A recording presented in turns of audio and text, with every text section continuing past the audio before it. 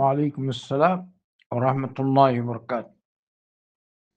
জি, যদি এরকম হয় তাহলে বলে দেন। আমার কবর ফাঁকা করবেন না। আপনার উপর ওয়াজিব এটা বলা। কারণ আপনি যদি তাদেরকে না বলে যান, অথচ আপনি জানেন তারা এরকম পাকা করে, তাহলে তো আপনার সম্মতি হয়ে গেল। এটা তার কথা ঠিক।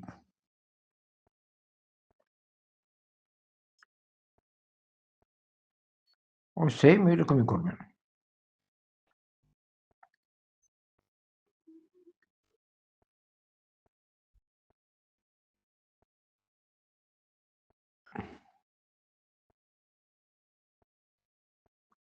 আপনি বাড়িতে দাওয়াত দিবেন। বলবেন কবর পাকা করা জায়েজ না কবর। যেটা নিষেধ এসছে কবরে প্লাস্টার করা ঠিক না। নাহান নবী সাল্লাল্লাহু আলাইহি ওয়াসাল্লাম আন ইউজাসসা আল কবর ওয়া আন ইউবনা আলাইহি। কবরে কিছু নির্মাণ করা জায়েজ না। এসব বলবেন মানুষকে।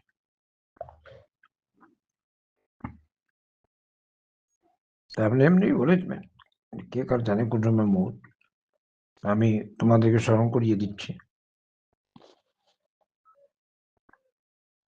এরকম করতে নাই। আমার নাই, কেউ কারোর নেই। হুম। কবর পাকা করবে না, কবরে কিছু নির্মাণ করবে না, কিছু লিখবে না।